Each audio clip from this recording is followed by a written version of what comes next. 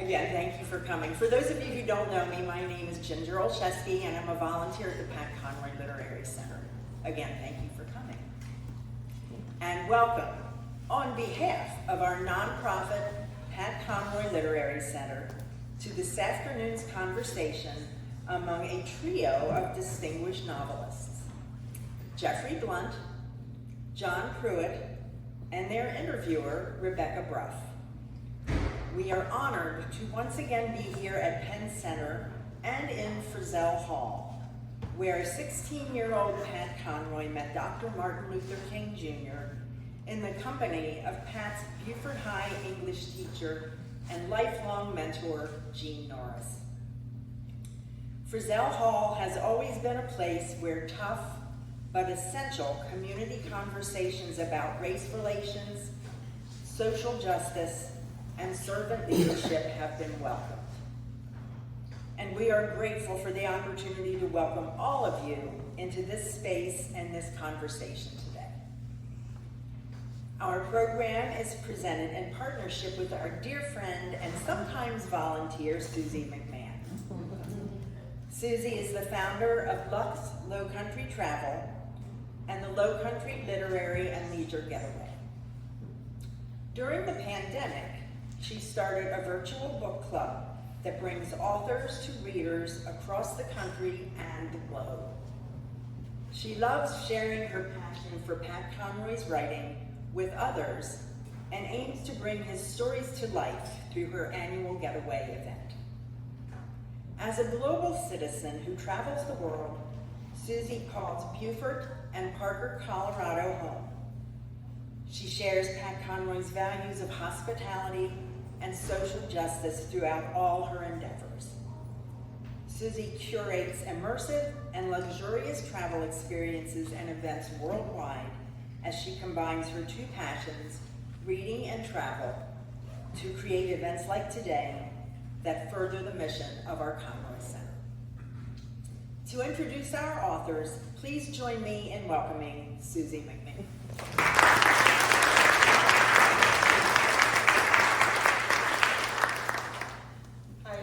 Can you hear me in the back? Yes. Wonderful. Jeffrey Blount is the award-winning author of 3 novels and an Emmy award-winning television director and a 216 inductee to the Virginia Communications Hall of Fame.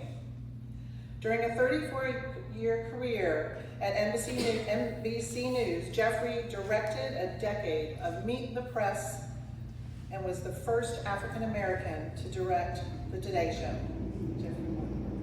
John Pruitt.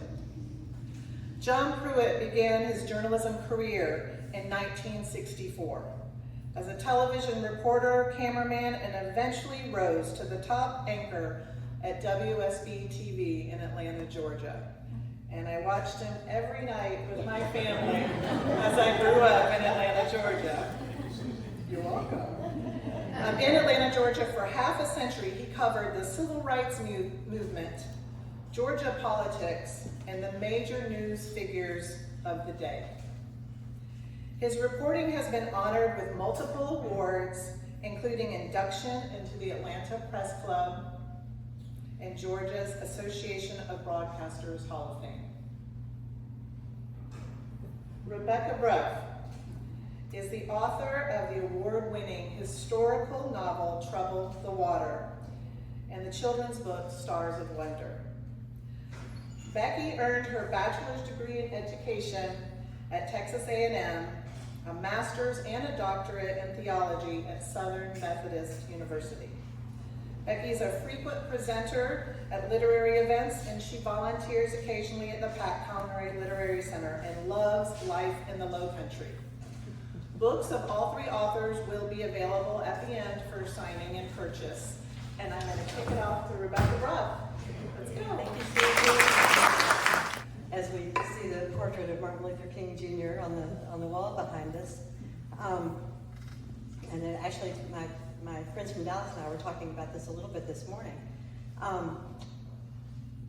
There's the question that's raised in both your stories about what's really going on. and whose version of what's really going on is accurate and propels the action. And the sort of corollary question is, what do we do about that? You know, you talk about the activism of kindness. Your protagonists are telling the story on behalf of justice. In King's letter from the Birmingham jail, there's so much in there. When I reread it this morning,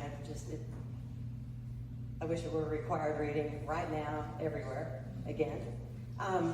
He said, "I must confess that over the past few years, I've been gravely disappointed with the white moderate." And one of your candidates is trying to walk that line of moderation, and the young student doesn't want moderate. You know, they want action. The older pastor is trying to manage sort of crowd control in a way, and those energies. The King said, "I've almost reached the regrettable conclusion that the Negro's great stumbling block in his stride toward freedom is not the White Citizens Council or the Ku Klux Klaner, but the white moderate who is more devoted to order than to justice." And then a little bit later on, he says, "Shallow understanding from people of goodwill is more frustrating than absolute misunderstanding from people of ill will. Lukewarm acceptance is much more bewildering than outright rejection." A little bit later, he says, "My friends, I must say to you that we have not made a single gain in civil rights without determined legal and nonviolent pressure. Lamentably, it's a historical fact." I'm going to say this twice, maybe. An historical fact that privileged groups seldom give up their privileges voluntarily. That's us. Privileged groups seldom give up our privileges voluntarily. He said, "Individuals may see the moral light and voluntarily give up their unjust posture. But as Reinhold Niebuhr has reminded us, groups tend to be more immoral than individuals." There's a lot there, but what I kind of want to focus, kind of loop back around on, is the challenge of privileged people or privileged groups giving up our privileges voluntarily. So in Mr. Jimmy, from around the way, he has some privileges. He has money, and he takes stands, and there's a conversation. Can you tell us a little bit about the conversation that he and Mr. Hughes have about marching or not marching, right, and how you made the decision for those characters to pursue justice in the ways that they wanted to see the other also do it? Right. So Fountain Hughes is a character in Mr. Jimmy from Around the Way who is a African-American male, early 20s, has had sort of found his only way out of this community, like many people would be athletics, but it didn't work out for him. And so now he's an angry young man living in this place, hiding in and out from working with drug dealers and everything. And Mr. Jimmy comes in to town. And at one point, there's a confrontation and with Mr. Jimmy. And Fountain is picked up by the police, and they are surprised that Mr. Jimmy refuses to press charges. And Mr. Jimmy goes in to talk to Fountain. And he, at the end of this conversation, Fountain is still angry and bitter, and he yells as he's being taken away, "I bet you never marched for us. I bet you never marched for any of us, did you?" And Mr. Jimmy doesn't answer, so Fountain knows the answer, and you hear him laughing at Mr. Jimmy as he walks off. Later on, things flip a little bit, and Fountain, Mr. Jimmy says, "When I wanted you to understand that I have never marched, but here's what I do." And then he told him a story about a football player who was the first African American to play in the ACC conference. And when after one of his games, two of the young black folks from SNCC, who, like you were saying, who they weren't waiting around for, they wanted action right away. And they came and they confronted him. And they said, you must march. You have this platform. You have to go out here and you have to march. And they got physical. And, you know, he was a football player, so he won. But he said to them, this is not what I do. I'm not comfortable marching. I'm comfortable playing football and opening doors for people this way. You know, black people can't even come into the stadium to see the game. But as I play more and the next person plays more, that'll change and other things will change. And this is a real life situation that actually happened. And so the idea of Mr. Jimmy is saying that, you know, there's so many different ways for us to participate and to help in that fight. But one of the things I wanted to say, you know, about privilege is that Mr. Jimmy did have this privilege. He had, in the book, you know, some $8 billion. But there's a point when he's talking to his real estate friend, Olivia Faye Carroll, who's rich. And she says, you may have billions, but you're still a black man, and this is Mississippi. And so she's setting the tone for him. She's telling him right away, and she's also saying to him, at the same time, your truth is not their truth, and their truth is in charge. And so what is the truth? We go back to it again. And Fountain's thing is, which truth? Whose truth? Is it your truth? Is what you're doing the truth? Is what I want the truth?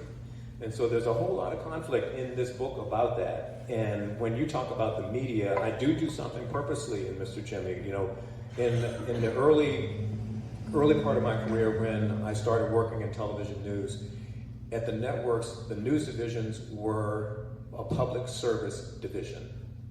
They were not required to be number one in the ratings. They were not required to make a profit. They were propped up by sports and entertainment. All of a sudden, they fall. GE buys NBC, Cap Cities buys ABC. I forget who bought CBS. And now all of a sudden, we have to make a profit. All of a sudden, we have to have a ratings battle. And all of a sudden, we become sensationalists. In the election, in the 2000 election, George Bush and with W and Gore, the night of the election, we have GE executives sitting in the New York studio where Brokaw is doing this thing. And at one point, they think George Bush has won. And the GE executives cheer. And the director so we all have this communication thing, and the director, so we can hear everybody across the country, and the director in New York says, what the hell are we doing here? And this is the marked change in my career when I saw us begin to, in my words, lose our souls as journalists. And I try to portray that in the book a little bit. You see everything from an interview in which is kind of I'm trying to think of one of those shows that come on at 7 o'clock, I can't even think of Inside Edition. So it's something like that. Then you have, what is the truth in social media? Because everybody who all of a sudden gets on social media is a journalist in their mind, and they're telling the story. And then there's traditional media. And then there's one reporter towards the end of the book who will come in that, in my mind, doesn't want anything to do with this. She's mad that her editors are assigning her to this trash, but she is a professional, and she goes and you see her operate in the way she operates. So I'm trying to show a little bit of all of that truth. And I think that we are outside of our books and where we are today in the world of media is a struggle. And I wanted to reflect that. In the 60s, I agree with you.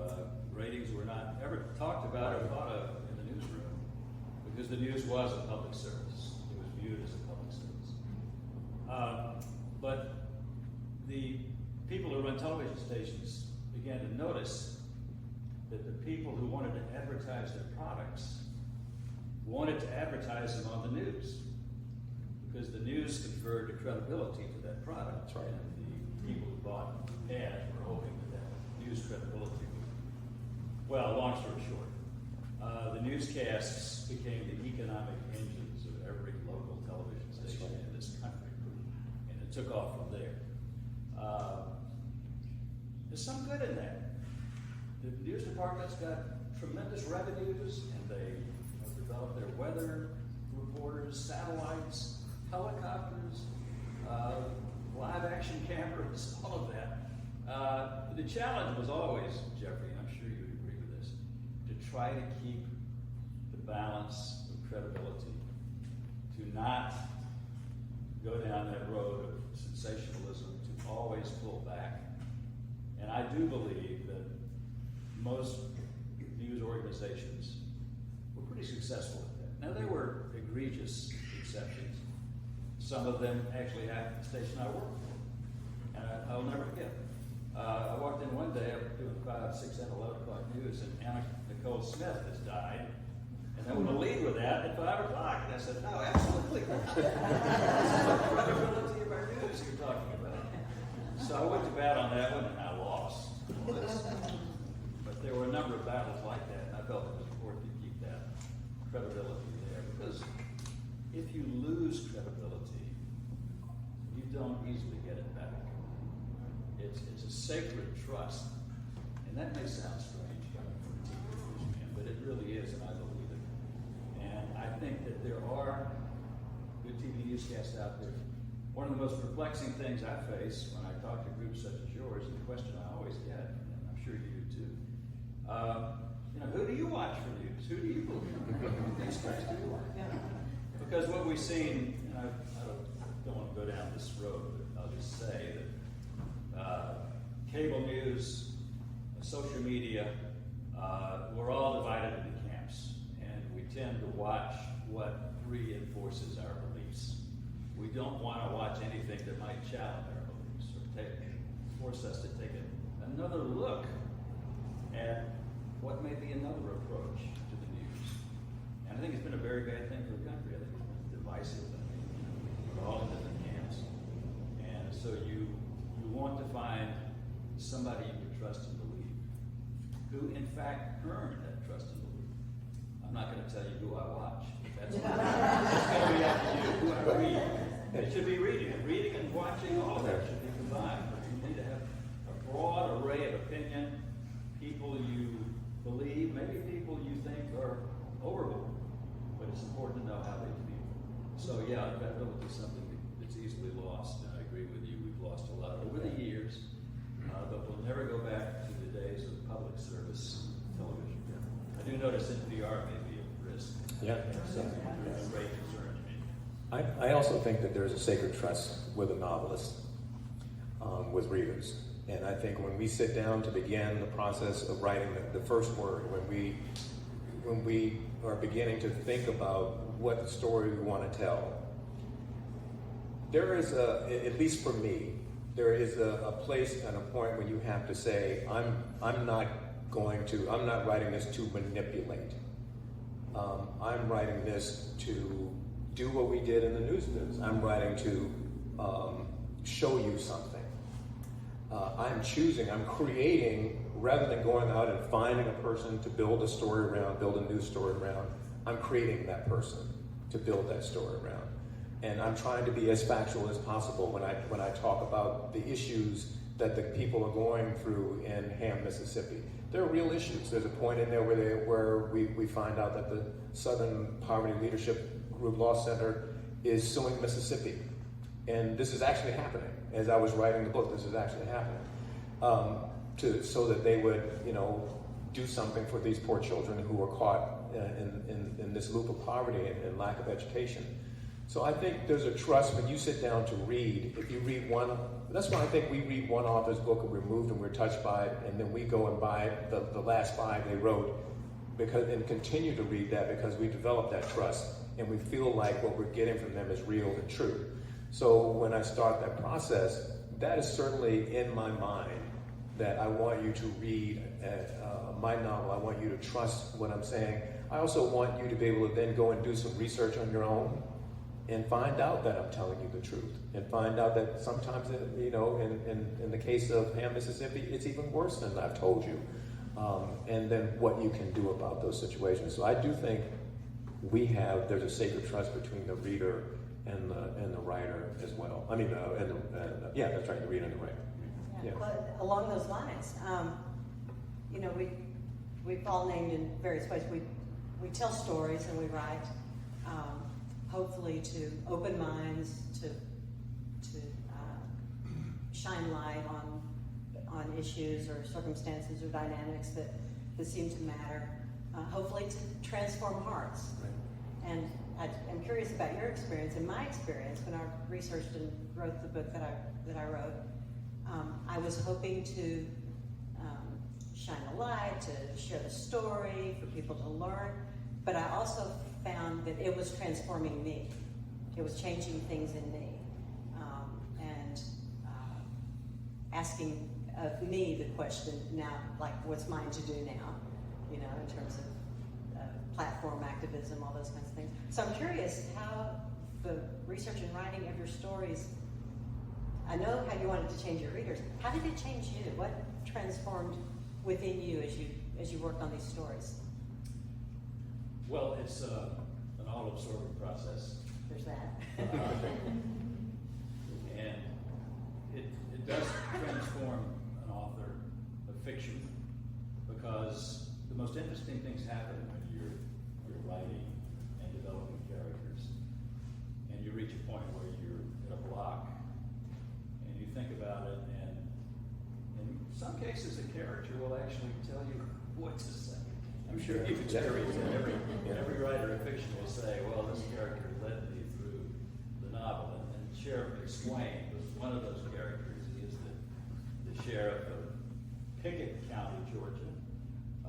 Pickett, the famous Confederate general who led the ill-fated Pickett's charge, finished last in his class at West Point, and yet in Pickett County, and the capital is Armistead, and historic history buffs will know that, there's a statue of General Pickett, and a big emblazoned thing. He you know, has those values that forever endure. But Sheriff McSwain is the sheriff of Pickett County, and the murder occurs in his county, and he has to deal with the FBI, the GBI, the civil rights protesters coming in. And every rural sheriff in Georgia, probably South Carolina, runs their county like a fiefdom. They're the most important elected official. And the sheriff realizes that the barbarians are at the gate. His world is changing. And then the widow of my victim, Jarvis Henry, the African-American lieutenant colonel retiree who was murdered, comes down to Georgia to try to seek justice for her murdered husband. And she is almost an ethereal figure. She is good and true and speaks the truth, and she has an impact on the sheriff. So there's a character arc there that really the sheriff and Evelyn Henry helped me write. So what was the original question? How did it affect you? I wouldn't say I was transformed, because I felt like I knew what the story was going to be, but it did develop some dimensions that I had not anticipated. Some surprises. And it made me thoughtful. And, you know, I hope it provokes thought on those who read it, particularly the younger generation. One reason I wrote this novel was, in addition to wanting to portray this period, was I did a lot of talking in schools, speaking in schools, back when I was an anchorman and actually get who I was. And I was astounded by the fact that when I talked about the days of segregation in the South, they couldn't relate to that. It was almost as though it didn't exist for them, which I guess was great in a way, because they couldn't imagine it. But I felt it was important that the history be known, the history be known. So if there's something transformative that happened, it would be my feeling that I presented some history, which is uncomfortable history. But I try to do it in a way that shows people can change, attitudes can change. It's not something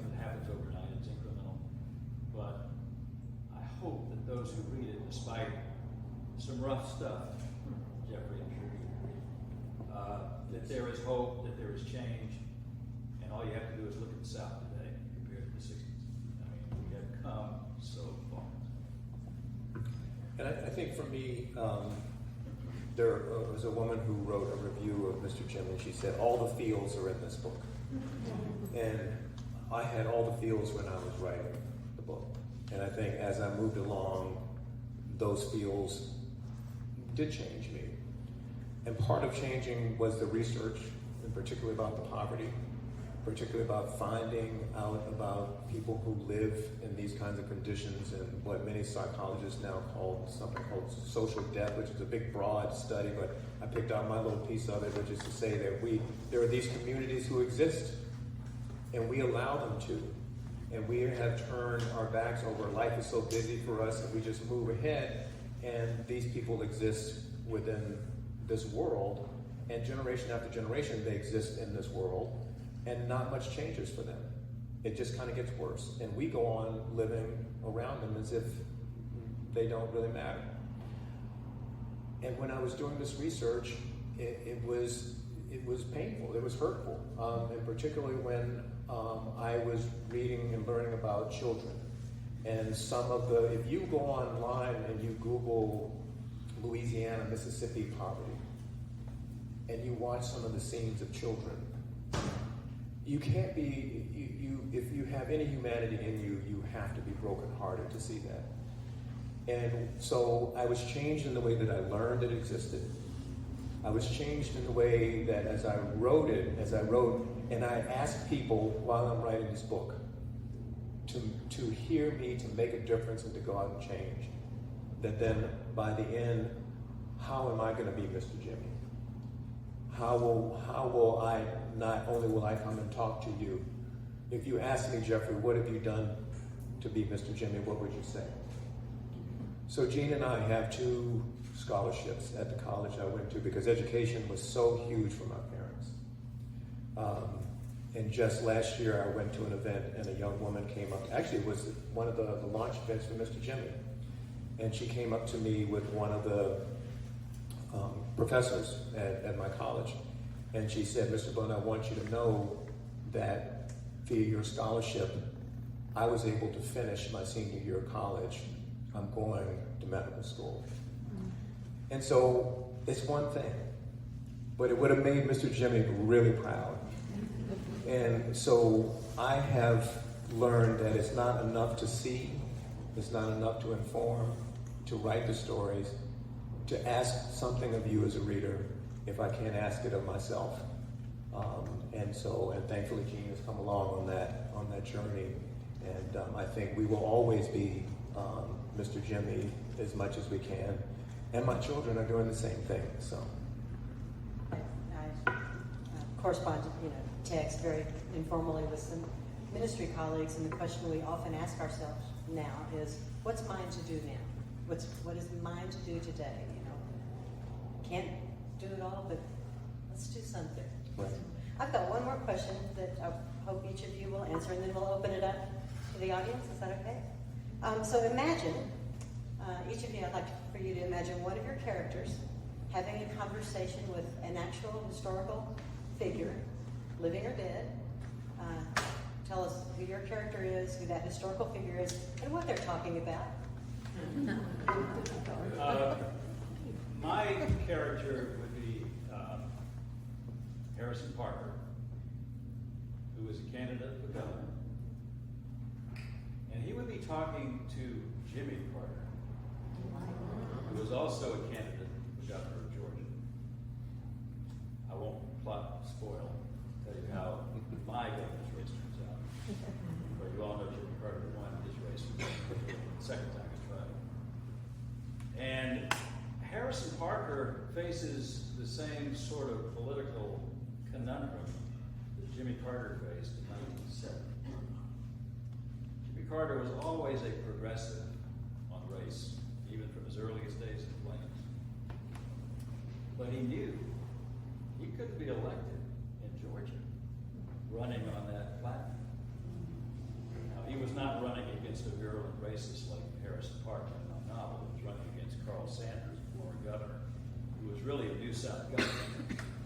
Jimmy Carter knew that he had to run well to the right of Carl Sanders.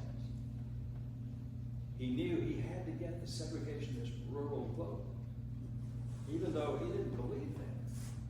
But in no way could he admit that, talk about it. Everything he did hewed to the line of convincing rural voters that Jimmy Carter is one of us.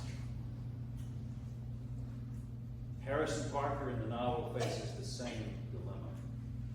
He's running against a virulent racist Roscoe Pike, so the choice is a little easier for him, but still, he needs to get those votes. So he has to run right up to the point of talking openly about race, but not going there. Using code words to help convince the populace that he is really a conservative guy. It turns out he's rather mealy-mouthed guy, which again, a lot of people recognize it. But it's an interesting campaign. Carter, when he was inaugurated in January of 1971 on the steps of the Georgia State Capitol, said, "I say to you quite frankly, the time for racial discrimination is over." And there were an awful lot of surprised people in the state of Georgia. Never expected to hear that from Jimmy Carter, because he never said it during the campaign. And as much admiration and respect as I have for Jimmy Carter, and Carter from 70 on, I think he would look back on that and say, you know, it was the end justifying the means. Not a proud moment, but he won the race. So it was the end justifying the means. And Harrison Parker has to come with the same group. So they would talk. That'd be a great And we thought Harrison was like, Jimmy, how'd you do that? It worked out okay for you. You think it worked for me? Read the novel to find out. Great conversation. Jeffrey, who do you have in the conversation? Well, Mr. Jimmy, when he moves into his house, two boys come and knock on the door. And they are selling chocolate. And he realizes that they can't really even read the words on the box to tell him what they're selling, or tell him how many are even in the box. And one of the boys' names, he says, "My name is Juba." It's an Africa King name. He's very proud of himself. And Mr. Jimmy tries to give him that pride. And Mr. Jimmy develops a relationship with him and becomes his father figure, becomes his reading teacher, among many things. And so my historical figure is not anybody you would know, and I'll explain why she's a historical figure, but my historical figure that Juba would talk to would be my mom. Say a little bit. I have to pause a little bit. So my mother, in the book, there's a teacher named Mary Ford, who's a young teacher. My mother, Doris Blunt, and the real Mary Ford started teaching at a church kindergarten because I grew up in a time of segregation. I was young, and there was no kindergarten for black kids to go to. Until that time, if you were black, you grew up to work in the fields, you grew up to work in the meatpacking plant, or maybe if you got lucky, you could go do something in the Newport News shipyard that didn't require an education. Now, there were teachers, so they were like the top of the intellectual ladder, but there weren't many of those. The majority of people were really blue-collar workers without much of a dream. My mother and Mary Ford got together and started this kindergarten, and they threw their heart and their soul into it.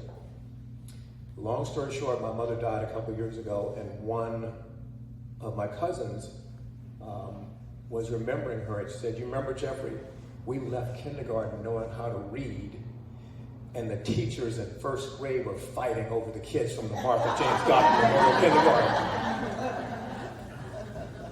And when I wrote my mom's obituary, I said, she left behind her husband, her sons, and daughter-in-laws and grandchildren. But she left behind, as Mrs. Ford left behind, the first generation of lawyers and doctors and teachers, and they changed our community. So that's it. Thank you for sharing that. We have a few minutes, and I suspect there are questions. So, yes, ma'am. I have read your book, and I have read your book, Nikki. I'm looking forward to reading the book done. I lived in Atlanta for a long time and watched you, Monica, pretty much every night. You were the news account. My question has to do, it's really addressing the two of you as journalists. We're at a period of time in our country, unfortunately, where news people are in a conundrum. They can choose to be in the room and ask the hard questions, but if they ask those hard questions, they're kicked out oftentimes. So my first reaction when that started happening was, you're a sellout, why are you doing that? But then when I thought more about it, I thought, is it important to be in the room, even if you have to take a step back? I don't want to say sell your soul, because I don't think all these people are selling their souls, but they do have to do some soul searching here about how do I stay in the room to report the news without selling my soul? And I'd like to conclude your conscience on that. Well, that's a wonderful question. The same thought has occurred to me. It's not just the media, it's the legal profession, it's car dealers. I mean, everybody's facing this choice. And I wish we weren't in this position. And I don't know what the answer is. I think, is it essential that the Associated Press be in the Oval Office? Probably not, but they should be. And if they're not allowed in, it should not be because of their reporting goes against what the regime, president, White House staff thinks it should be. So that truly bothers me as a journalist. And I would do exactly what the AP is doing. I would press it, I would complain, I would file motions, I would do whatever. Yeah, because I think, I don't want to get political, but from a journalist standpoint, I think it's important to resist and stand up for freedom of the press, because it is a fragile commodity. You look at authoritarian regimes around the world, there is no free press. We have a free press. Let's keep it. I'm okay with getting political.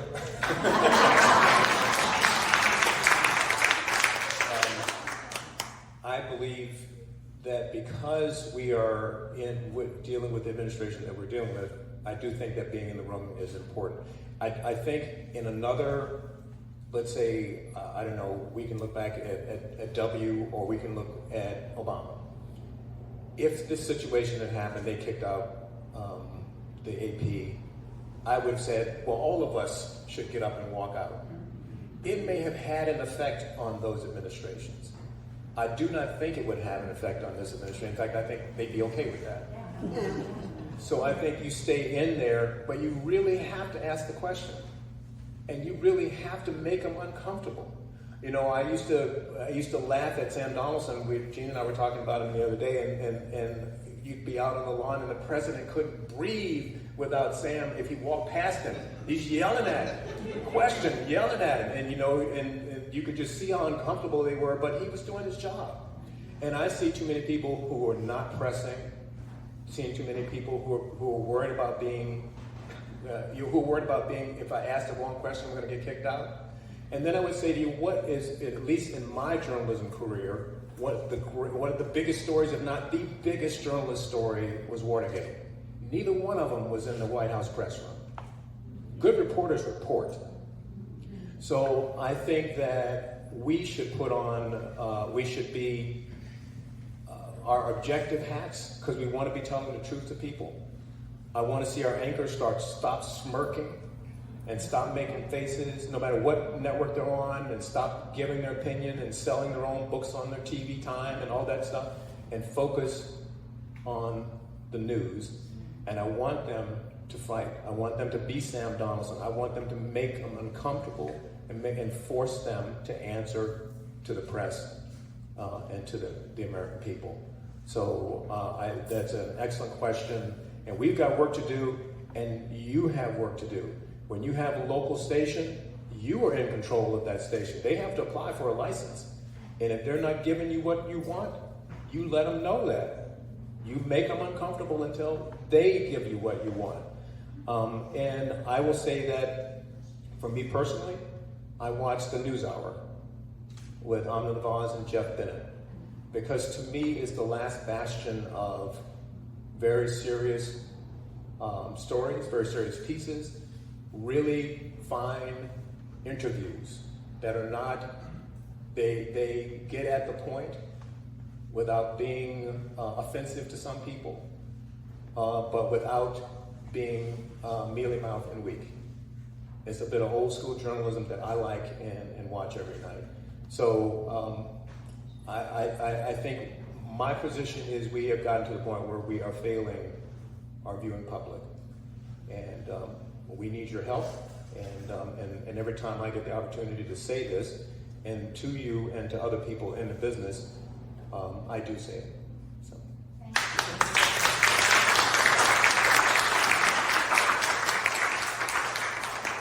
We have time for one more question, so throw your hand. Okay, I see. Yes, ma'am. Hi. I have two questions. One is really short. The first one is for both of you. So if you could go back and revisit the story or re-interview someone in your career, where the facts changed, the story changed, or you just feel differently about it now, who would those people be? You know, I would like to, I never got the chance, I would have liked to interview or spoken to Janet Reno. I had a huge amount of respect for her when she came in. I think it was Waco that it just happened and was happening, and she took responsibility even though it wasn't her responsibility. She was, I used to say to Jean all the time, I want her to run for president. Because doing a show like Meet the Press, it gave you access to people behind the scenes. You see what we show you on camera, but I would see people, you know, I'm thinking of Tim Russert interviewing Dan Quayle, and got Dan Quayle so flustered in the commercial break, he was pounding on the table like a 2-year-old child. I want my mommy to take care of me. You see all these things, you see all these people happening, and I never saw one with more intellectual grace, more personal grace, more power that I respected as an American leader than Janet Reno. And I wish she had run for president. She got sick, she had Parkinson's, but had she not, that was a person who I could have seen myself, leaving the journalism world to get on the train to help her be elected. So that's who I would do. I think my person would be Dean Rusk. I say that only because I had a fairly long association with Dean Rusk, former Secretary of State under Kennedy and LBJ. He was a man who was completely dedicated to his craft. He was a man who would not divulge anything that happened behind the scenes. When during the Cuban Missile Crisis, he said, "We're eyeball to eyeball and somebody just blinked," he was furious that comment had actually made it into the public. Furious that somebody quoted him in public. It would just be nice to talk to him today and ask him what he thought of the current political situation, the current international situation, because he was such a consummate, dignified man. And one of Davidson College's proudest graduates on my but yeah, I think Dean Rusk would be one of those at the top of my list, but that's a really good question. I would probably think of somebody else. That would be a good start. The other question I have is I am a print journalism grad from the University of Georgia, so I'm a print person.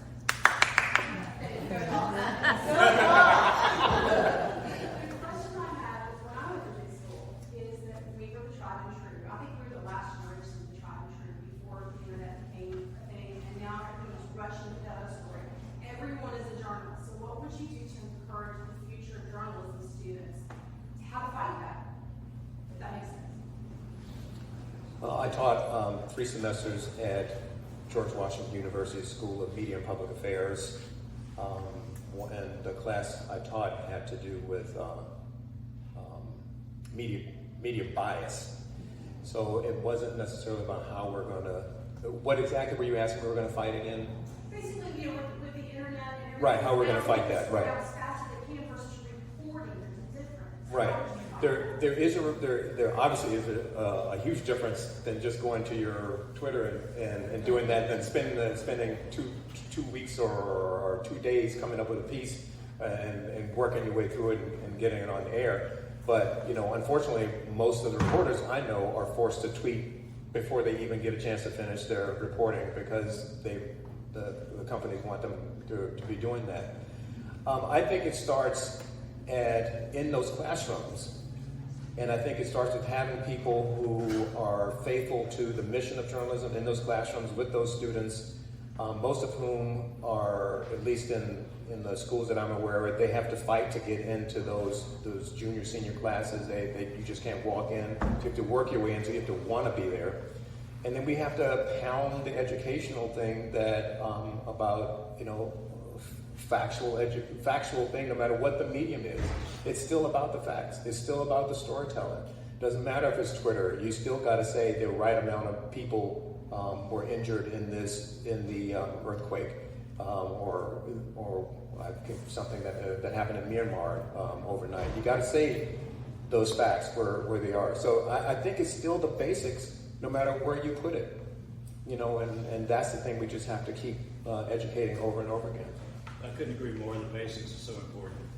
Boil it down to accuracy, objectivity to the extent that you can be objective, although one can't be, but you got to try. And perspective. The print media, I think, is vitally important today because the electronic media, frankly, the television media, has changed so dramatically.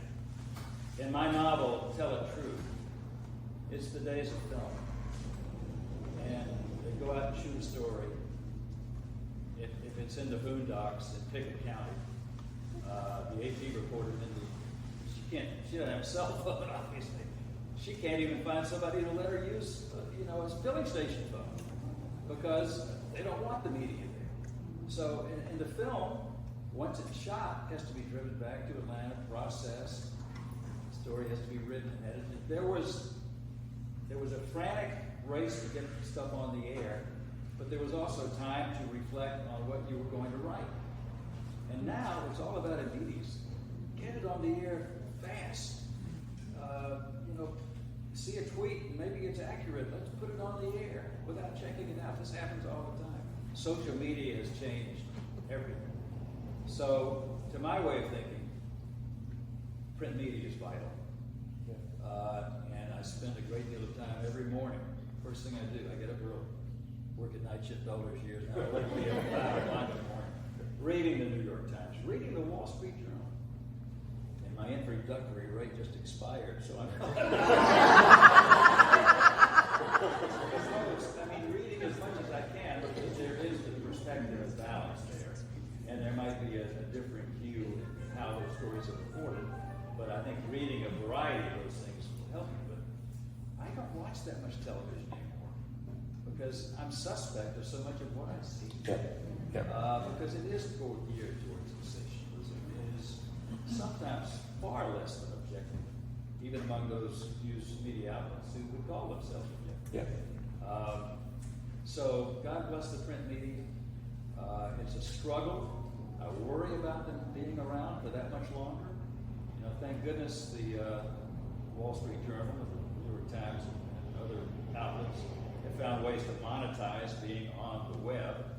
So I think we'll see more of that. But basically, we're down to national publications that are on the web. And I worry so much about the local media, which has changed dramatically. And some of them are going out of business. There are media deserts in this country where there's no local media. There's no one to cover school. So we've lost something, and I don't know how we get it back. But I'd like to be a little more optimistic, but I think we have a problem here. And I guess if you have a local hometown paper, support that paper. Yeah. and keep it going, keep it alive, because it's important. And there's also Politico and ProPublica and different places that people are trying to do the right thing. I think one of the main things we have to do, not just for the reporters, but for all of us, is because the world has changed for us. You could go up and read your hometown paper or read the Washington Post, and that's it. But now you have to educate, as we did with our kids. Every story has to be, if you're really into it, has to be 2 or 3 different versions of that story, so that you can come to some, conclusion about it. And so we have to educate the students about how to present their stories, but also how to gather the information. And then we have to educate ourselves about where we go to reinforce our learning of whatever the issue is. I'm really glad I retired. I got out before Twitter, before Facebook. I can't imagine the challenges that reporters in the newsroom have. And we 100% with you. We're out of official time, but John and Jeffrey will both be here with their books. You can ask them questions. And I told you we would have enough time. Yeah. And, read, share stories, think critically, and help the world around you do that. Thanks for being here.